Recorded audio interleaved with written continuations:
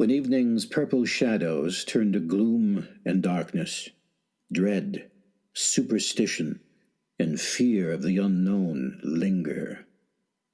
Underneath the shadows of a conscious world, in the deserted corner of your mind, sits an abandoned theater with only one seat. Please, come in. We've been expecting you. The show's about to begin. Open the eyes of your imagination and focus on the flickering screen of your own reality. There. See it? It's our latest episode of the Sioux Empire Community Theater Night Shift. Of all the personality traits needed to guarantee success, perhaps the most important is confidence. Without confidence, a person with many other gifts and talents would not have the courage to try. Confidence allows you to take a risk because it assures you that you are up to the task. Our drama opens today on a lone man walking down a gravel road in central California. As he passes workers in the surrounding vineyard, he smiles and nods. His pace is purposeful but not brisk. His manner is like a prospective buyer assessing value. He's wearing jeans, a khaki shirt, sleeves rolled to the elbow, and work boots. Men of great wealth and confidence do not need the showy frippery of expensive clothing or jewelry. It's not important to them. He stops at the edge of an estate and looks around, appraising the buildings. He sees a worker by a garden tractor and decides to find out a little more. Nice place here. Sí, señor. I've always been attracted to wineries. What can you tell me about this place? It is the finest vineyard in the valley, señor. Senora Fulbright has made many changes in the past 10 years. She is one smart woman. I can see that. Tom. My name's Tom Peters, and you are? Manuel Diego. Well, Mr. Diego, it doesn't take an expert to see you're having a little trouble with this spray rig. Yes, my boss Juan Rodriguez has left to help answer a question from the landscapers. I'm trying to remember how to set the machine. Well, you're in luck. You know how to do this? Simple. Here, see these spray nozzles? They need to be set just so to adjust the volume. Hand me that wrench. Right about there should do it. How do you know that is tight enough? Oh, you get a feel for it. Now, what are you spraying? Juan told me to set it up for spraying the vines in the section behind the barn. How many acres? 40, he said. All right, that's simple. Let's see, this is a 250-gallon tank. You're using this stuff, huh? Okay, that ought to work. Wait, he said for me to wait until he comes back. The amount needs to be right, he said. And he's right. This isn't kid stuff. You need to be a licensed applicator to even buy these chemicals. Let me see. Been a few weeks since we've had any rain, so we'll want to adjust the amount just a little. Aren't you gonna measure it? I am, my friend. A jug this size, you need just about there. That should do it. Now, how about surprising the old boss, eh? By the time he gets back, you'll be halfway done. And every boss I ever met likes a man with initiative. You'll go far, Manuel. Thank you, senor. Thank you very much. My pleasure, son. Now there's a fine young man. Now let's see if the lady of the house is in. Has this ever happened to you? You feel you know what the right answer is, and then someone flatly contradicts you. They seem so certain, so confident, that you retract your answer. Maybe you even apologize. Then later on you find out that you were right all along. I think young Manuel Diego may regret not trusting his instincts, but he may not be the only one. We'll find out how others fare in Act 2 of The Confidence Man after this.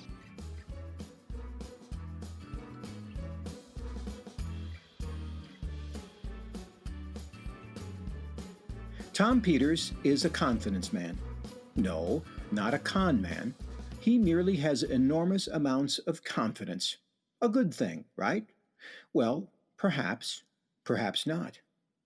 In the opening of Act Two, we see Tom has continued up the path of the Fulbright vineyard and now stops to talk to a capable, middle aged man on a tractor. Hello! You must be Juan Rodriguez. Yes, Well, I'm wondering if Mrs. Fulbright is in. Christine Fulbright. The very same. She is in the house waiting for an appointment. Well, looks like my timing is perfect. Quite a landscaping project you've got here. It sure is. And we've got 20 workers sitting on shovels waiting for the guy from the utility company to mark the lines before we dig. Well, that's typical. I suppose he promised he'd be out here 45 minutes ago with a spray can to mark things, and he's late. Worse than that, he's an hour late, and I even have the paint. Government. Seems they're always looking for ways to screw things up. Juan, Manuel's spraying the grapevines of the vineyard behind the barn. What? I told him to wait. He knows nothing about that sprayer. He will kill those vines and ruin the crop. Give me the truck keys. Nice to meet you, Mr. Rodriguez. If it's not one thing, it's another. So are you with the county? Tom. The name's Tom Peters. Well, can you mark these utilities so we can get going here? Well, let me see. Here's the spray can. Okay, there's the pole there, and here's where it comes into the house, so... Are you sure this is where the utilities are buried? Oldest rule in the books. Closest distance between 2 points is a straight line. Well, what the heck do we need a guy from the county to come out for then? Well, that's a tough one. Take it up with City Hall, I guess. There you go. That ought to do it. All right. You heard the man. Let's get this project moving. Say, what's the best way to see Christine Fulbright? Christine Fulbright, it's nice to meet you. My name's Tom Peters. Mr. Peters, I don't remember your name from the list of candidates. And yet, you seem like a woman that would be hard to forget. Well, and I thought you might be dressed differently. You know, I just don't believe clothes are the measure of a man. You know, that's true. And I must say, refreshing. Well, you look like a man who is ready to go to work. I trust you've had a chance to review things. What are your thoughts? Well, I certainly like what I've seen so far. You have the finest vineyard in the valley. You have experience in the wine business? I like to drink it. Mr. Peters, your modesty is amusing. But let's see what you really know. Let me pull up some spreadsheets that my accountant emailed me. Tell me, what do you see? Well, let's have a look. Excuse me, Mrs. Fulbright. Stephen, you know I'm to be left alone while I interview these candidates. Yes, Mrs. Fulbright, but there seems to be a problem with the landscapers. They've cut through some water lines. What? I told them they needed those lines marked. Will you excuse me, Mr. Peters? Please call me Tom. That's fine. I'll wait right here. Thank you for your patience and understanding. I'll be right back. I'll just look over these figures. It's a lot of numbers. Ooh, what's this? Urgent. We have discovered a virus in your system that can and will damage your hard drive. Oh, press activation to download antivirus software. Well, that's not good. Better act on this pronto.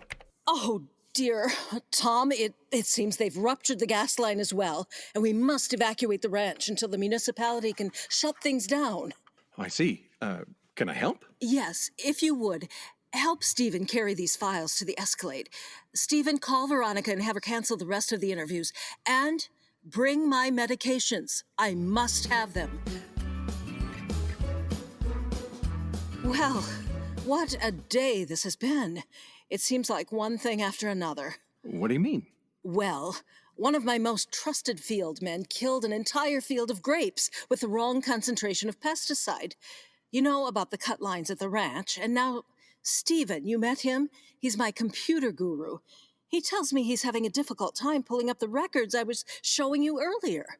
It seems to me it's not how you handle success. It's how you handle adversity that makes the truly successful person, Mrs. Fulbright. Tom, well, you might as well call me Christine. I think you're about the only good thing that's happened to me today. Well, thank you for the compliment, Christine. Now, how about a glass of Merlot? Come with me. It's last year's crop, and I'd like to get your opinion. It's in the cellar. Oh, Be careful. The steps are steep. This part of the estate is quite old, and I'm afraid a little dangerous. It's on my list to install a handrail and better lighting. Until then, it's one bare light bulb and good balance. And here it is. Can you take this bottle, please? I keep a few of each vintage in this cellar, and I have high hopes for this past year. So, Tom, what sort of compensation were you looking for? Compensation? Don't be coy. For the controller position, I know you must have some sort of figure in mind. What has been your experience? Oh, retail, mostly, inventory? Any marketing? Of course. A customer who feels comfortable comes back more often and spends more. It's pretty simple. So, how much are you looking for, Tom? Well, Christine, I'll let you decide. I trust your instinct. Whoa! Sorry about the light. When I hit my head against it, it must have broken. Well, you're tall enough, I can see why. Well, let's close the door for now, and I'll get back to it. My last controller earned $450, but didn't have the intuition and confidence that you have, Tom. What would you say to $500? $500? All right, $600, and that doesn't include bonuses based on performance. $600? $600,000 per year base salary. Well, that sounds fine, Christine. Thank you, but... But what? You must deduct the light bulb from my wages. Tom, forget about it. If that's the only mistake you ever make, it'll be worth it.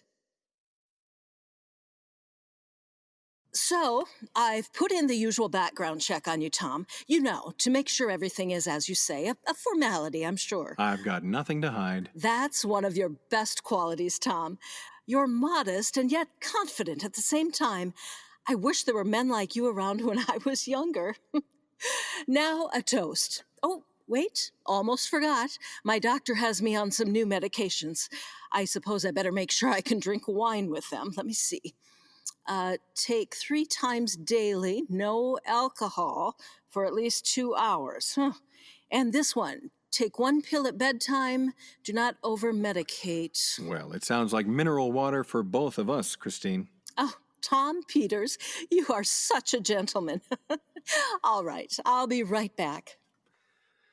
I wonder what kind of pills she takes that say you can't have alcohol. Tom, Huh? have you seen Mrs. Fulbright? Yes. She just left to get some water. Why? Oh, we have big problems. Some vandal must have accessed her computer and downloaded a virus. It's destroying data as we speak.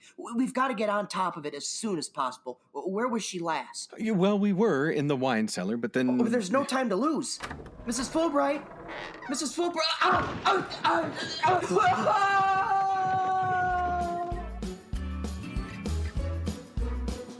Oh, this is terrible, terrible. Sit down, Christine. I'll handle this. Well, it looks like he slipped on the ice and fell. Is he going to be all right? He's unconscious. A concussion for sure. Broken ribs. Maybe some paralysis. We've got to get him back to the hospital. I need to go with him. Tom, will you be okay until I get back? Don't worry about it, Christine. I'll take care of everything. Found a pill on the floor. It belonged to you? No, I accidentally dropped the container. Hey, they're all over the place. 2 kinds. That's okay. I'll put them back. You sure which pill goes in which bottle? Hey, Jim, let's get going. Don't worry, Jim. It's not like I'm exactly a fool. Curiouser and curiouser. The tall, handsome, and confident Tom Peters seems to be a one-man wrecking crew. But every unlucky streak has to have an end, doesn't it? We'll find out in Act 3, after this.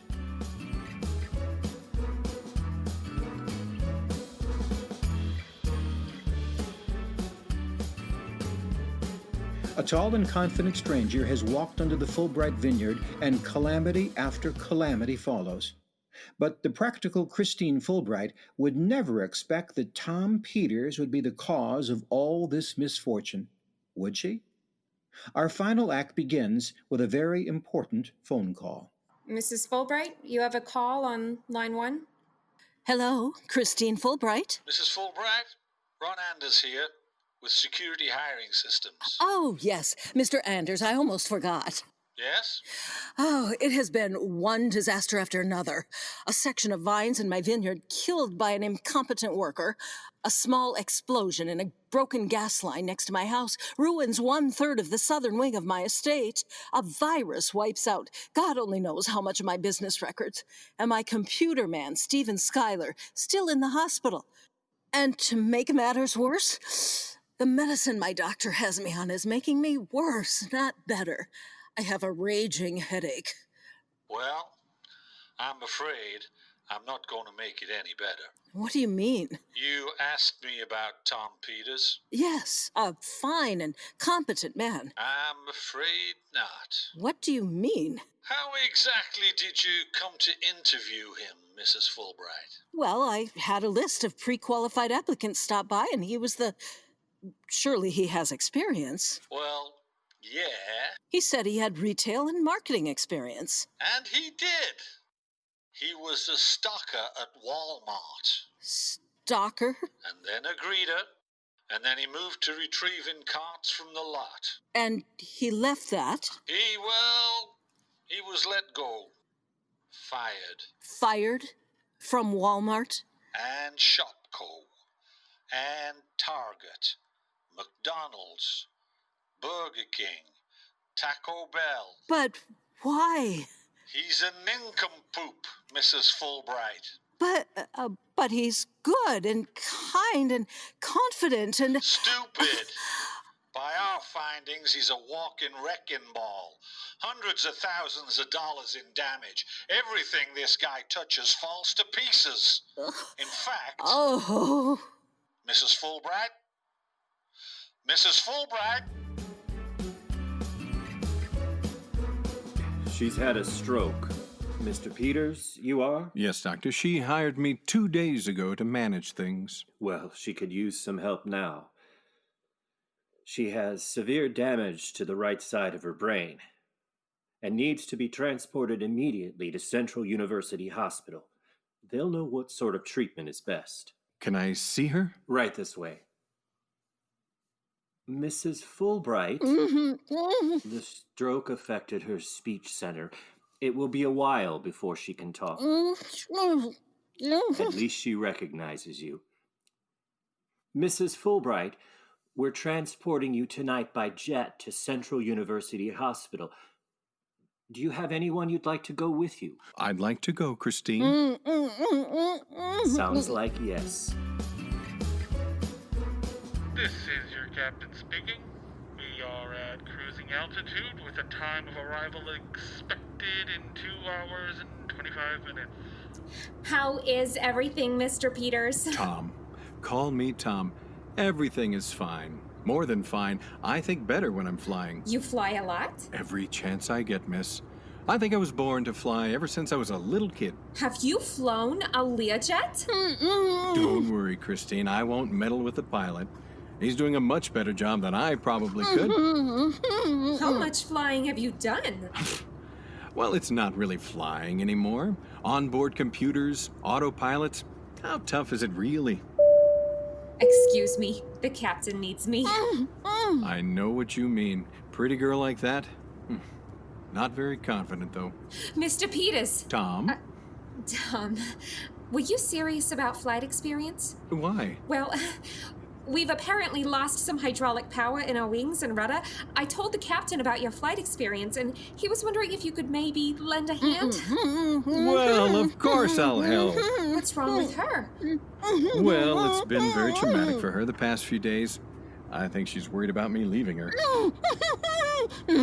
Don't worry, Christine. I won't be far away. We'll be just fine. I'm confident. And in other news, a small passenger jet carrying heiress to the Fulbright Trust, Christine Fulbright, crash landed in a county road in a remote section of New Mexico. Jim, turn that up. Did she say Christine Fulbright? Inspectors from the Federal Aviation Administration on the scene credit the heroic actions of a passenger on the plane for his swift actions. The man seen here talking to officials outside the hospital entrance is the only passenger to have no injuries. The other passengers are at this time unconscious. I went to school with Christine. Jim, cancel my appointments for the next 2 days. Find an excuse. And get that guy's name, the one who landed the plane. I'd like to meet him. You know, sounds like quite a guy. Maybe we could do a little PR with him. An American hero. Or something like that. Oh, even better. Work out the details and get back to me. Yes, Madam President. Life is funny, isn't it? True, to make it in the world, you will need a certain amount of intelligence and drive, but there are intangibles as well that might even matter more. A little luck, perhaps, and of course, confidence.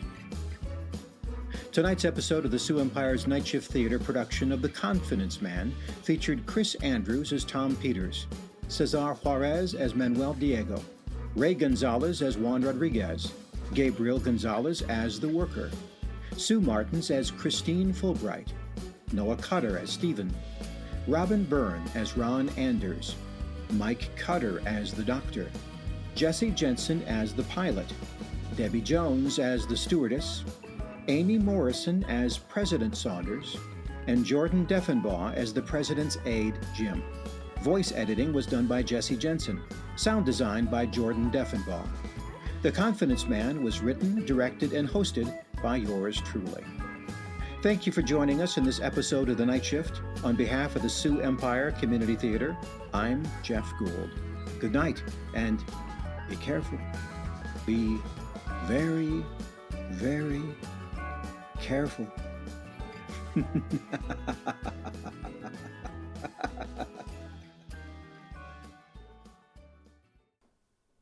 Hey everybody, Jordan Deffenbaugh here.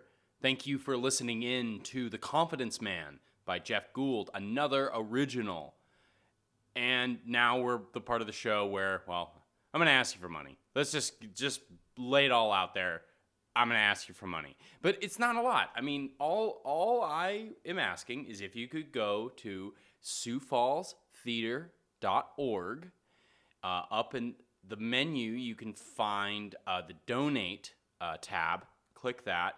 And there's a few different ways that you can donate. You can donate just an individual one-time donation, say $5, $10, $20, something like that.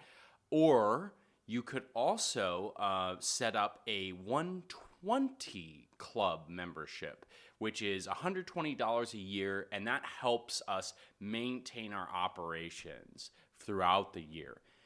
Also, if you could, go to ourmayberry.com. If you go on there, you'll find an option for searching through campaigns. You click that, and you'll find the Sioux Empire Community Theater. If you become a member, you'll get involved with the Our Mayberry app. Basically, you can help raise money for nonprofits while purchasing goods from local businesses. So that's ourmayberry.com. All right. Thank you, everyone. Have a good night.